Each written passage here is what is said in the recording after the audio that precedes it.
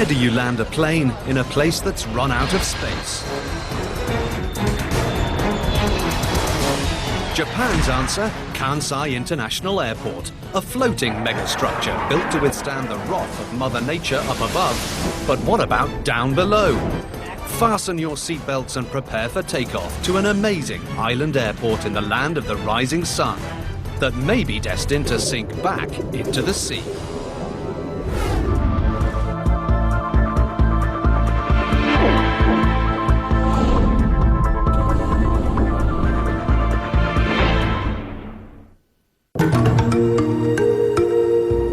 This is Osaka, the ancient capital of Japan, and former playground for the last samurai, now conquered by a generation that dances to the beat of their own drum.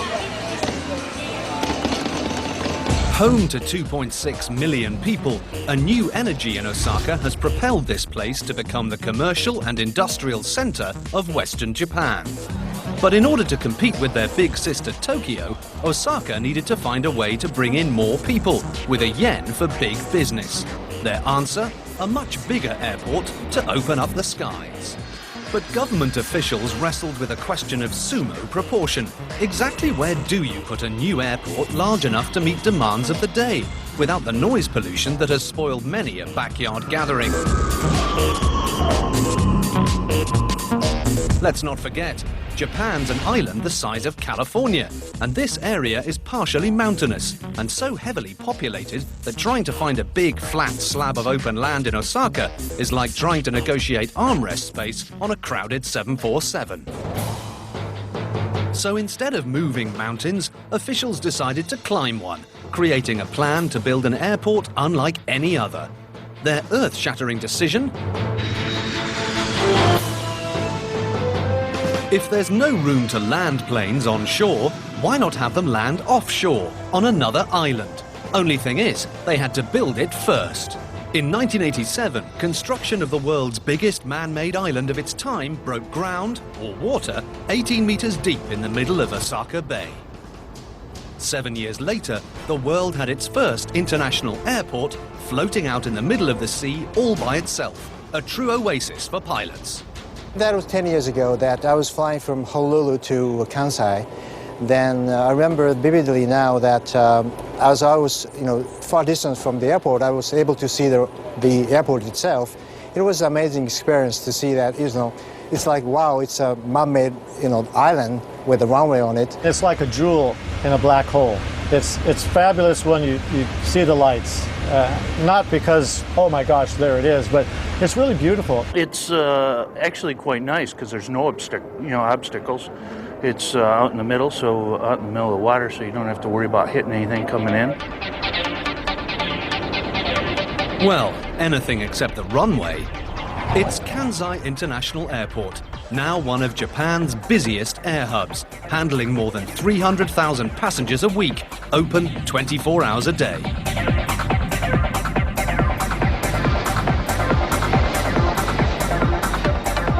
Recognized by the world as one of the most incredible engineering marvels of the 20th century, and compared to megastructures like the Hoover Dam and the Panama Canal, Kansai was built 5 kilometers from shore and contains 530 hectares of landfill, making a massive rectangle that's more than 4 kilometers long and 1,200 meters wide. That's big enough to swallow up the entire downtown area of Osaka. Connected to the mainland by the world's longest two-tiered bridge, Kansai welcomes 55,000 planes a year, a unique experience for both pilots and passengers, making what appears to be a liquid landing. As we approached, first I thought it might be like landing onto the aircraft carrier or something like that, but actually it was not. The water always looks much closer as you're diving down into the airport, and so yeah, that's pretty scary. At nighttime, there's not much visual cue because there's not much light around other than right at the airport, so they kind of call that a black hole airport. Building this black hole airport created a real-life parting of the seas, and truly was a construction project of biblical proportions. It's the largest public works undertaking of the 20th century, costing a total of $15 billion US, with over 1 million workers putting in 10 million hours of manpower. I felt like I had been in a battle every day. Would it work out when it was finally done? It works in the drawing, but would it work in reality? That was constantly on my mind, and it was very stressful. Think that was stressful? Try going to work wearing a hard hat and a life jacket. To pave the way for the textbook landings of today, Japanese engineers had to rewrite the manual on how to build an airport. Kansai airport planner Yasunari Harada has been there since takeoff. The biggest challenge was to supervise the entire construction and open the airport as scheduled. It was a balance between the engineering for the landfill and the construction on top of that. And speaking of balance, there was one little problem. Exactly how would the artificial island hold up to all the pressures from above without collapsing into the spongy seabed below? Never before had anyone attempted a massive landfill project, so far from shore and so deep in the water. Both would pose potential problems. Engineering manager Shinya Suzuki. There is a deposit of clay at the bottom of the sea. It's a layer of very soft clay, and if it keeps sinking after the construction, that could cause some problems for the airport. Okay, so the bottom of Osaka Bay is made of soft, spongy clay that's likely to sink. Not really the kind of stuff you want to top off with an airport runway. That's more like landing a 360 metric ton jumbo jet on a huge plate of tofu. To solve the squishy problem, Kansai's engineers turned to a new sand draining technique to actually speed up the sinking by sucking the water out of the sand and shoring up the airport's foundation. But would all this talk of settling suck the life out of the project instead? Or was it already on autopilot? Too late to go back to the drawing board? We've always had faith in our engineering, and that's been a backbone of the project. Confident in their techniques, Kansai engineers set aside any of their own sinking feelings and moved onward and upward with a plan to beat the sinking by throwing several extra feet of fill on top for good measure. And with that, the 6-year process began. First, an 11-kilometer seawall of concrete blocks outlined the shape of things to come. Think of it as building the lip around the edge of a swimming pool, only this immense enclosure keeps the water on the outside. Then, 80 barges ploughed in, dumping 180 million cubic meters of landfill inside the sea wall. That's enough to build the Great Pyramid of Giza 70 times over. Using the technology of the time, builders monitored and measured the layering of the land, making sure the fill was compacting at an even rate to prevent uneven sinking. And just as the face of the island started to pop out of the water, construction began simultaneously on 2 major airport landmarks. Kansai's passenger terminal proved to be an architectural conundrum that stumped even the best builders. The terminal had to be light enough to keep settling to a minimum, but what kind of fat-free materials would be strong enough to withstand Mother Nature's frequent visits, bringing typhoons and earthquakes to the area? Enter world-renowned architect Renzo Piano, the guy who gave us France's controversial Pompidou Centre. You know, that brightly coloured building with the insides on the outside. Piano proposed a design that would keep everybody at Kansai happy: engineers, builders, and pooped-out passengers at the gate. His baby? A wing-shaped terminal made of steel and reinforced glass. Exactly 1 mile long, Kansai's signature structure is one of the largest single-room buildings in the world. You are watching National Geographic Channel. The next crucial challenge in completing this airport was the ultimate question of access. If you stick an airport out in the middle of the water, how on earth do you get delivery trucks packed with peanuts and minivans loaded with luggage in and out efficiently? The answer came along with the construction of the Skygate Bridge. With the use of floating cranes, workers built each of the bridge's piers one at a time, cementing the pieces together like giant toy building blocks. Today, it's the world's longest double-decker truss bridge. At 3,750 meters long, it carries 6 lanes of traffic on top and 2 trains below, just high enough for boats to pass under, yet low enough for jets to fly over.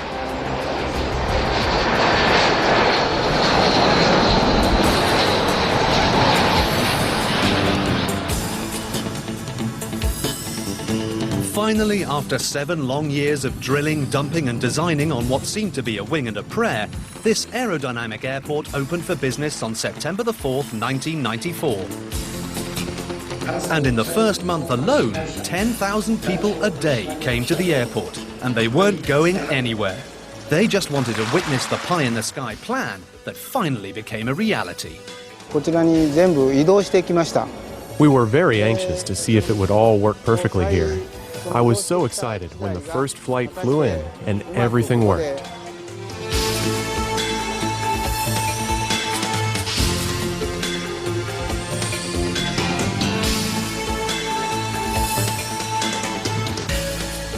A million workers, over 200 million metric tons of materials, 10 million hours of hard labor, reclaiming the sea and opening up the skies to a bright future coming in for a landing. I have nothing but admiration for what they've provided for us there. But as much as pilots admire Kansai, you can't land a jumbo jet on a runway that's sinking into the ocean.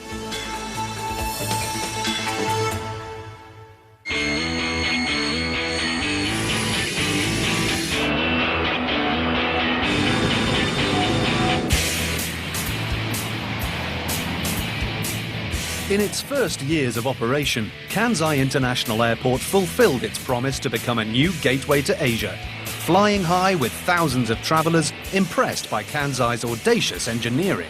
Well, I've been admiring the construction necessity, first to create the island and then to put all of this tremendous construction on it.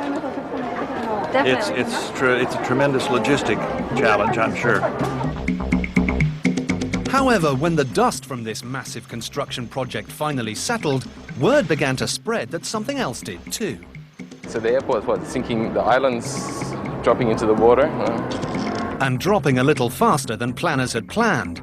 During construction, the sand draining appeared to take care of strengthening the bay's first level of soft soil, helping to accelerate any potential sinking. But it would be the deeper stuff, the soil they couldn't drain, that would soon become a problem. That deeper stuff is called diluvium soil. Because there weren't any published reports about how that type of soil settles on the bottom of the sea, engineers had to try to estimate the degree of settling that would occur. By 1999, on Kansai's 5th birthday, it became apparent that the guesstimating was way off, as the entire island had already sunk over 8 meters, aging the airport 40 years ahead of schedule. The two major questions officials had to be asking themselves: would the sinking stop there? And what does all this business down below mean for the structures up above?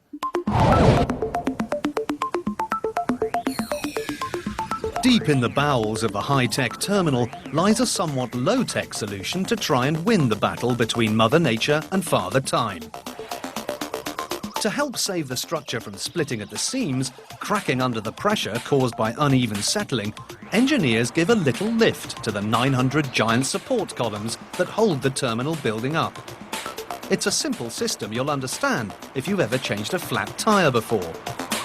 First, each column is equipped with a sensor that's connected to a computerized system. When the island shifts, the system signals where the power lifting must take place and technicians rush in. Next, hydraulic jacks, each capable of lifting 300 tons, are inserted between the floor and the column in question. Then, the huge support is lifted and metal plates are added, one at a time, to raise the height of the upper floors back to level once again. It's a delicate game of balance that's a little like sliding a book of matches underneath a wobbly table to keep your sake from spilling. When this jacking up procedure is done, the basement floor remains at the same level, while the first floor moves up. But when you raise the roof on a 2.7 million metric ton building, things in the basement might start to look a little strange. So steps were taken to keep things on the up and up, literally. For example, double walls were installed that hang from the first floor.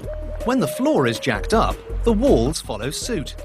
Also in the basement, air conditioning ducts are bolted to the ceiling, not the floors, keeping wires and hoses from pulling apart as the building grows.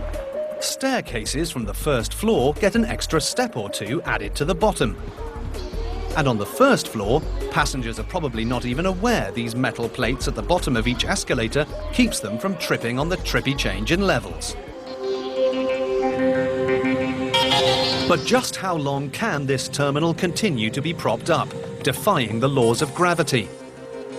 If the whole island keeps getting lower, is the basement only one typhoon away from waves crashing in? According to Kansai officials, the soil settling is slowing down significantly. In turn, that means the uneven sinking is becoming much less frequent.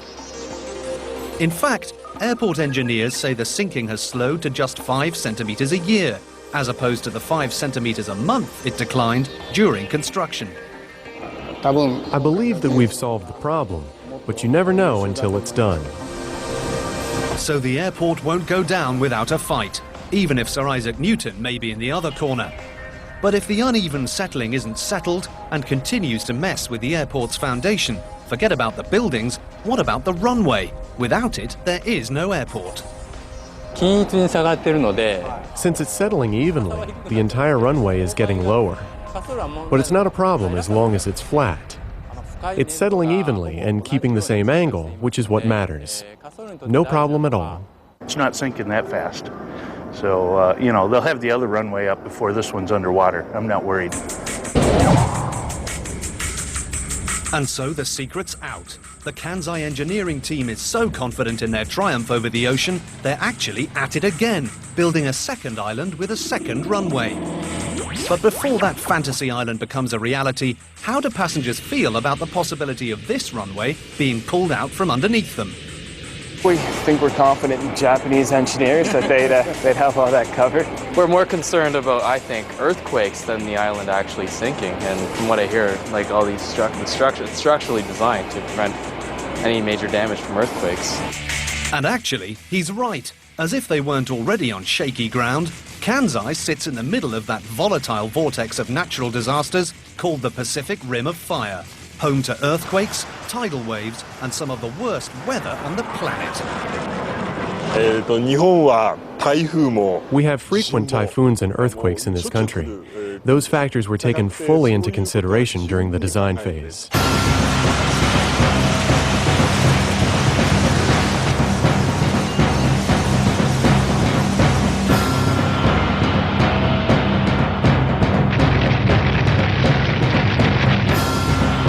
And it's a good thing too, because in 1995, with the airport only open for 15 months, an earthquake measuring 7.2 on the Richter scale hit the nearby city of Kobe, the epicenter just 29 kilometers from the airport island. We didn't have any glass damaged by the earthquake.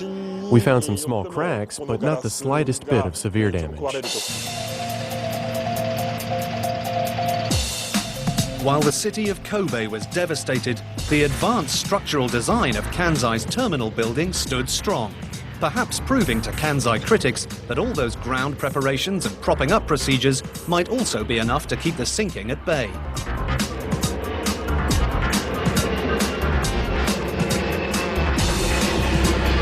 And so Mother Nature works in mysterious ways, once more allowing Kansai to face the future, with heads held high and noses pointed towards the sky.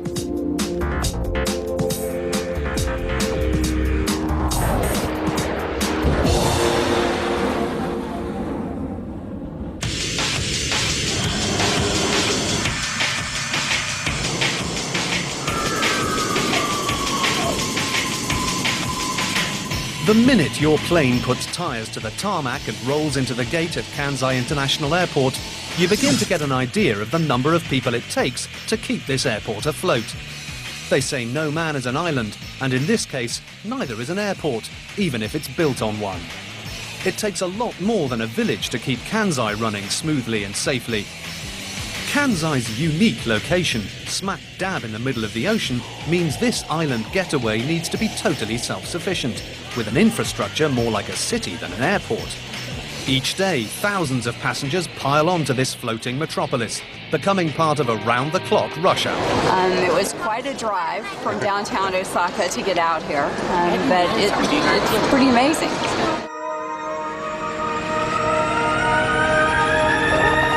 But because all roads don't lead to Kansai, actually just one, planners designed a myriad of mass transportation to bring both workers and passengers to the airport from all over Western Japan. It's a commuter's dream, and not a smelly cab in sight. Futuristic bullet trains like the Nankai Rapido move you in minutes to Osaka, traveling in style. Japan Railway's metro trains make several convenient stops for commuters who work at Kansai. High-speed ferries bring air travellers from Kobe across the bay. And let's not forget the luxury taxis or the over 20 limousine bus lines that serve Kansai. It is convenient because I use every time this airport limousine to get from Kobe to here. To keep an eye on all of these modes of transportation, Kansai's state-of-the-art traffic centre is armed with over 40 remote-control cameras. These omnipresent eyes enable officers to monitor and manage everything from traffic jams to emergency situations.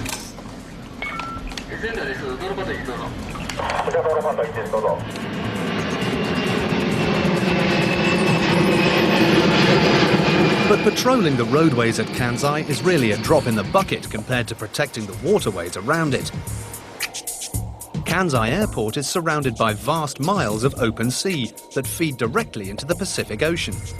To keep that secure, airport officials call in the big guns. The Japanese Coast Guard is on duty all day and all night. With their own airport outpost, Coast Guard search and rescue boats keep tabs on traffic in Osaka Bay. Akiyoshi Kabuki heads up the water patrol. The area around the airport is a regular route for fishing boats. We also have pleasure boats with people enjoying their leisure time. If we spot a suspicious boat, our boat will immediately approach the vessel and will question the crew members over the loudspeaker. And in an age with terrorists targeting aircraft, securing the sea is the Coast Guard's #1 priority. 9/11 was such a tragic event. Since the incident, we have tightened up our security against possible terrorist actions, but I can't disclose any major changes or details on that.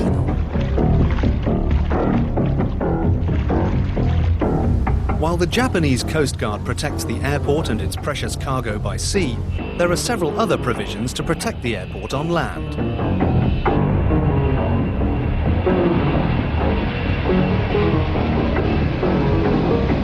Every inch of the tarmac and terminal is captured on a huge network of security cameras.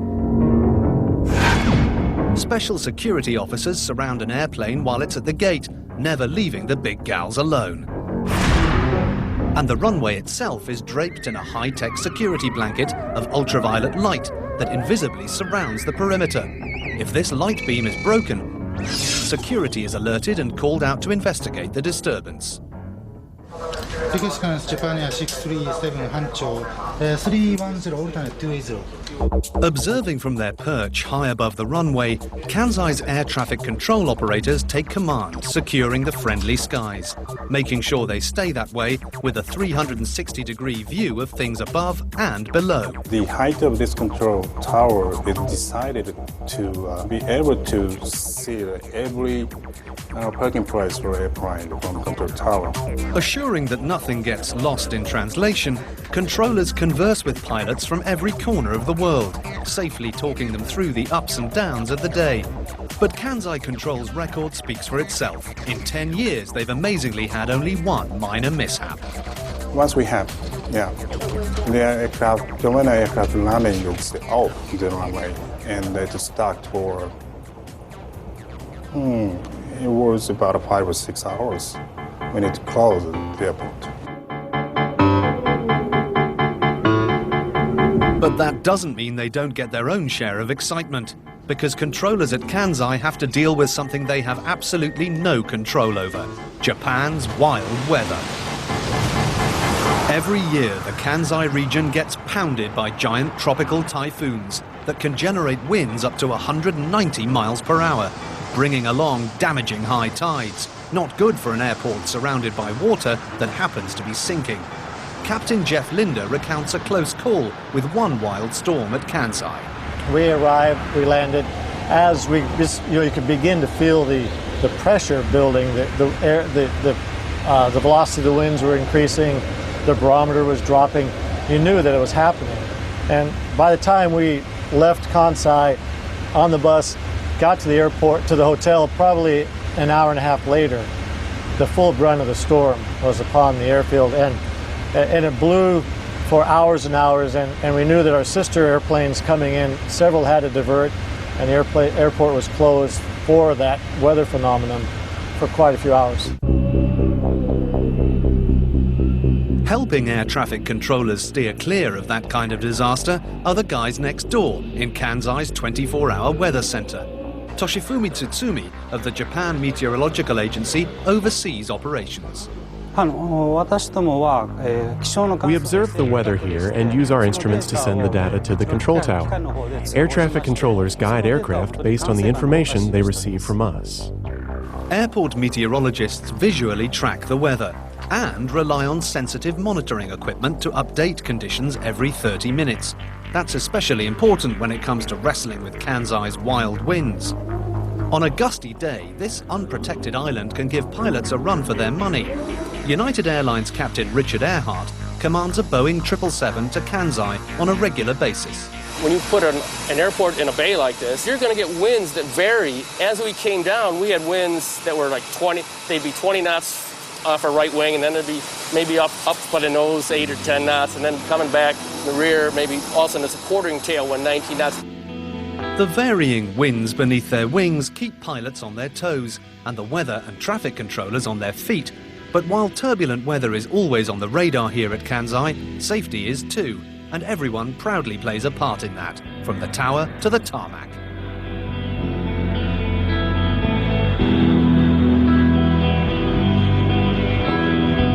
If you think of Kansai International as a real city on the sea, then the main drag is its 3,000-meter runway, an asphalt welcome mat to over 150 planes a day. Maintaining this special stretch of road is vital to the airport's entire operation. One pothole, one broken light on this major artery, and business can shut down. But finding time for runway maintenance can be tricky on a runway that's open around the clock. So the work is done at night, in between flights, when it's easier to spot that one problem light out of the 5,000 that dot the runway.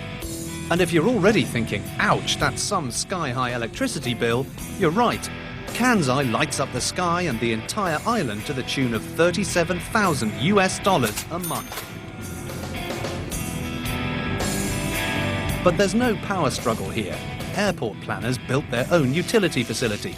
The Kansai power plant makes sure nobody's left in the dark.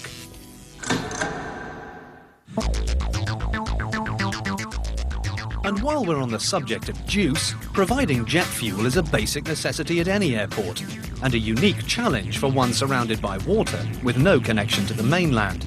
But here's one place where an island is ideal. At Kansai's fuel supply centre, located just off the runway, huge 4,000-ton tanker ships can pull right in, park it and pump. The centre has 4 piers for tankers to dock and unload. Jet fuel gets sent from these berths all the way across the island for storage in these huge supply tanks, stashing enough to fuel jets for 7 full days. Now, we all know handling jet fuel can be a pretty explosive situation, especially if you're considering putting pipes under a sinking island. But Kansai's fuel management team had safety in mind from the start. Anticipating the sinking and a few earthquakes now and then, they designed these special serpentine delivery pipes with flexible joints, preventing any tearing or leaking as the ground moves. It's a swift and safe system, pumping fuel underneath and around the runway to jets waiting to gas up and go.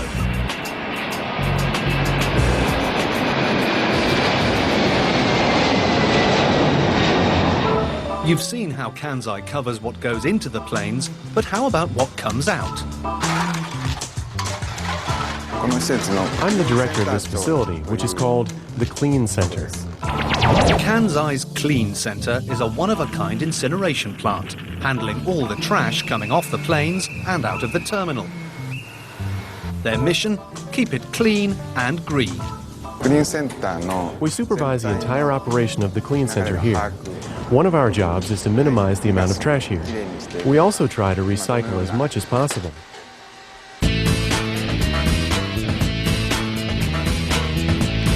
Air travel in itself can be a harrowing experience, and we're not talking about the part that's 10,000 meters in the air. Juggling heavy suitcases, screaming children, long lines, and, well, more long lines typically means you're tired before you get there, and nobody's even mentioned the extra emotional stress worrying about things like terrorism and SARS. But in Japan's polite, conflict-avoiding culture, finding a way to soothe the tense traveller's inner Godzilla was part of Kansai's master plan.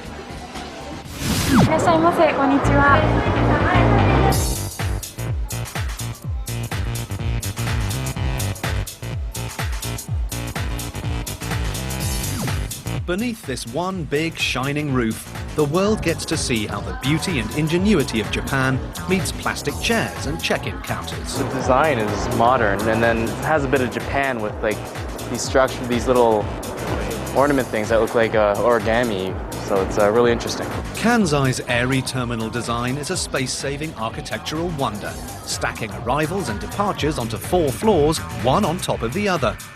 And it's no mystery why they call the entrance to this place the Canyon. At 30 meters high and 300 meters long, you can stand on the bottom and pretty much see everything, floor to ceiling. Unique. It's a very unique building, very well organized. The counters are set up A, B, C, D. It's very simple to find, and you can see from one end to the other.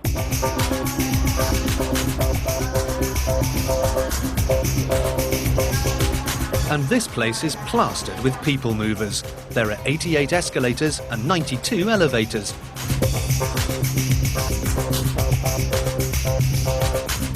Plus, from drop-off to departure, only 90 seconds to every gate on board the terminal's wing shuttle that jets you to each end of the big bird. No more feeling like you have to train for a marathon when you travel. From train spotting to plane spotting, another unique angle on this mega building is the 5,000 windows in the front wall. One giant room with a view and one smart design. The windows are all held in place with flexible joints to stand strong when Mother Nature comes knocking. Of course, that means outfitting an army of people to keep the windows and the rest of this place sparkling, because at Kansai, cleaning is serious business.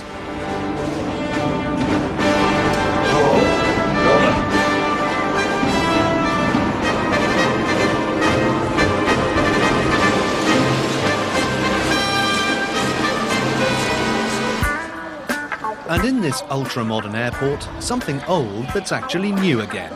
In an age when customer care is going the way of ticket kiosks and self-serve everything, here you still get a live person to help unravel your travel. These are the iPals, Kansai's friendly face for information 24 hours a day. It's been a lot more friendly here, and people will go way out of their way to help you find where you need to go. In a country that can shrink TVs to the size of a matchbook, you'd expect technology to be oozing at an airport. From top to bottom, this terminal's wired, keeping you logged on, charged up, and confident your bags will arrive at the same place you do. Kansai has one of the most advanced baggage control systems in the world. 10,000 pieces pass through here each day, and with the terminal's multi-floor design, that means getting creative when it comes to handling excess baggage with care.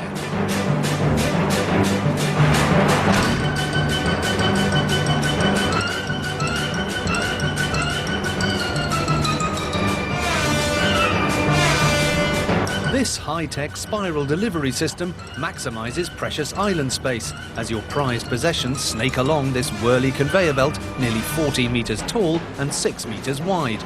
They're spat out by unique 3D tilt trays and sorted according to destination. Along the way, your bags are tracked and monitored by special electronic tags and cameras, so no suitcase goes missing. Back in baggage control, computers identified problem pieces in the system, where stuck wheels and overstuffed bags send a red alert to technicians who run to the rescue. And if you're traveling without this precious cargo, check out Kansai's newest and proudest addition to their long list of airport amenities. Last year, passengers barked loudly. They wanted a safe, clean and convenient place to leave their pets while they blast off to destinations unknown. Our customers feel reassured when they come over and meet our staff members. They can take off for their trip knowing that their pet is in good hands. The Kanku Pet Hotel has only been open a couple of months, and already you need a doggone reservation weeks in advance. Because this hotel staff not only feed, bathe, beautify and exercise your pet, they also put them on TV. Dog trainer and hotel manager Kaori Inahara explains. Each room has a live camera connected to a cell phone. Our customers can rent the phone and have access to real-time images of their pet. Just dial a direct number and instantly your pooch is pictured, relaxing and enjoying their own vacation. Once in a while we see pets that are not really willing to leave us when the owner comes to reclaim them. That warms our heart to know that we provided such a comfort for the pets.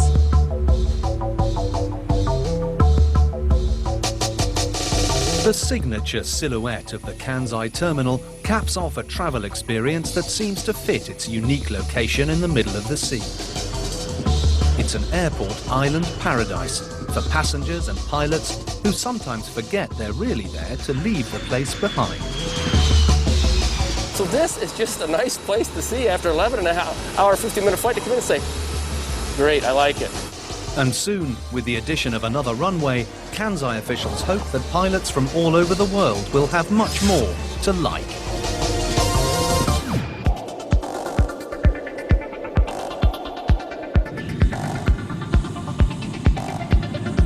In 2004, Kansai International Airport celebrates its 10th year of operation as Japan's new portal to the Pacific, welcoming travelers from around the world. And while 10 years is still considered a kid compared to its older airport siblings like Heathrow and JFK, this artificial horizon may already be experiencing some growing pains that could be a bit premature. Well, we handle the departure and arrivals with a single runway. So that causes some delay. But once you have the second runway, you will use the one runway for arrivals exclusively. Early comparisons to other international airports and fears of delays were enough to convince Kansai officials that a second runway was needed to remain competitive in the region. So even though the first runway was barely broken in, they began to address some urgent issues floating to the surface. What if the airplane had an accident on the runway? We need to close the runway, so airport can't operate anymore. You know, you're on a 5-mile final, the airplane ahead of you touches down, blows a tire, can't exit the runway. All of a sudden, here you are, you know, at 2,000 feet above the runway going, all right, can't go there. How much fuel do I have, and what are my options? From the pilot's perspective, I think it'd be very much beneficial, like rather than having one single runway, but having 2 runways, which most of the major airport has.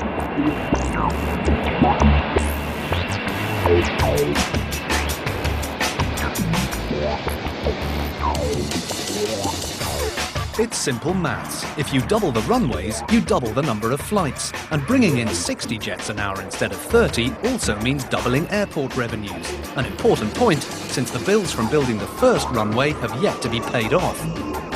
The decision appeared to be obvious, and the second runway became an issue of sink or swim. I think the demand for international air travel in this region will increase in the future.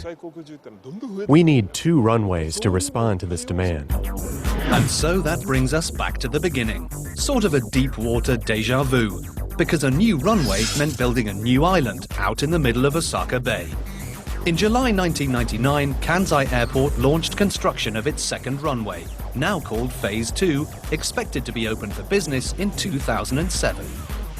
Plans for this parallel runway called for a longer landing strip, 500 meters longer than the first, allowing bigger jumbo jets more of a comfort zone for taking off and landing. Located only 200 meters from the first island, This mammoth construction project was in one way old hat for engineers, relying upon lessons learned the first time around.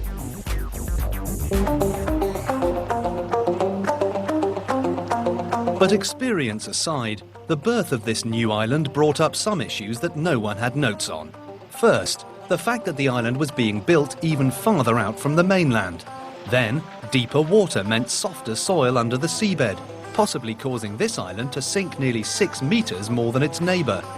And finally, a new worry. Would the additional weight of the second island affect the level of the first, possibly causing it to sink even further? We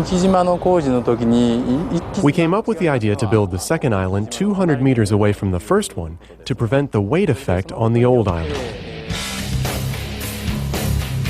One of the biggest challenges in building the first island was the even distribution of the landfill.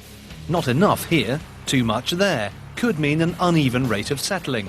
And with an even bigger island, evening out 250 million cubic meters of mountain sand was like climbing Mount Fuji. But in the 12 years since the first large barge dumped its dirt, technology had improved, propelling the landfill positioning from simple radio waves to global satellites, making landfill less of a guessing game. These binoculars were not made for bird watching, but for something else completely new to Phase 2. This is the Maritime Safety Centre, where a close watch is kept over construction vessels now sharing space with fishing and tour boats. Sort of a sea traffic control for the increase in action. Hiroshi Akana is the director of the centre, where it's their job to keep the Phase 2 fleet safe from sunup to sundown. The landfill operation isn't conducted during the night, but we operate 24 hours a day. The reason is that the construction site has off-limit areas, which could pose a great danger to vessels entering the area. Arkana's team will be on the job until the runway is completed in 2007, when worries over bad weather and fishing boat collisions transfer over to airport facilities management. Until then, he considers it a good day when he can avoid both. I consider it normal when there are no accidents involved with the airport.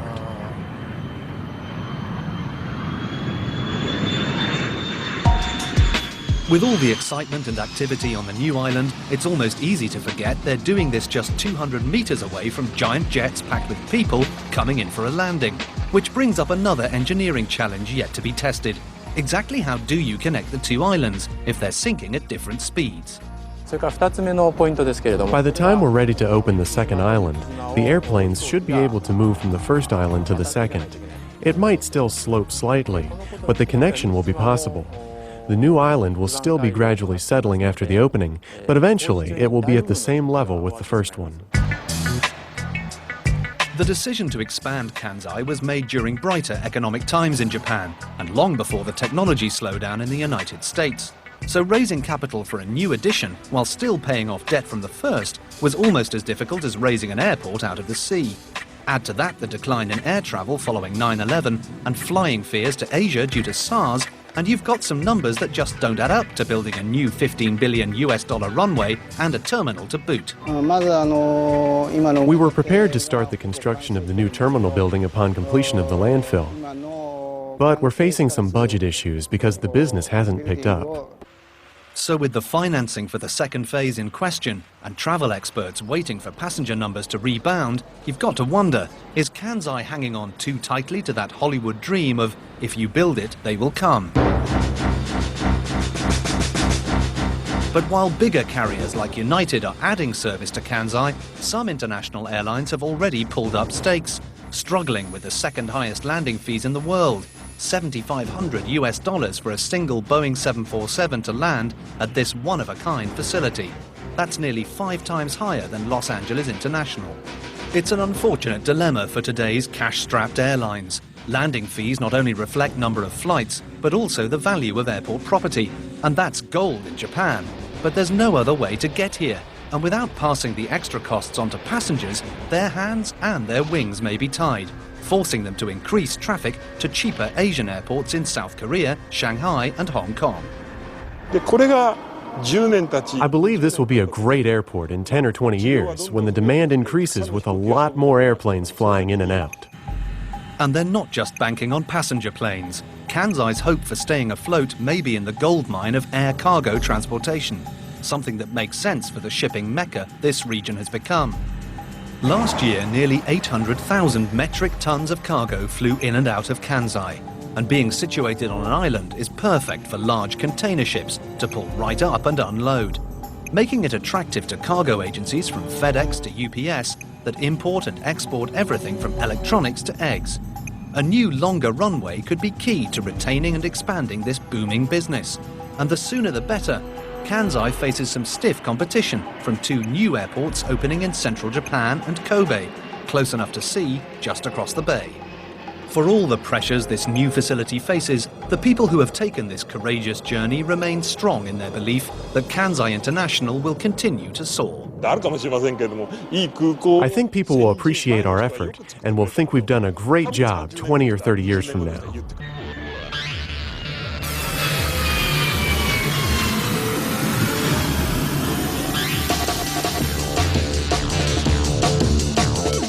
And as time goes on, Kansai officials hope not to be remembered only as Japan's sinking airport, heading in the same direction as the Leaning Tower of Pisa. We're successfully operating this huge airport facility on a landfill. I'd like the whole world to know about that. So I've covered 30-some-odd countries in the last few years. That's great. But this is one of the more fascinating airports. Despite enthusiastic passengers who cried Banzai for Kansai and brilliant engineering efforts fighting the forces of physics, will the weight of everything else prove to be too much to survive? Sinking Kansai under the burden of huge debts and a bad economy? Only time, and maybe the tides, will tell.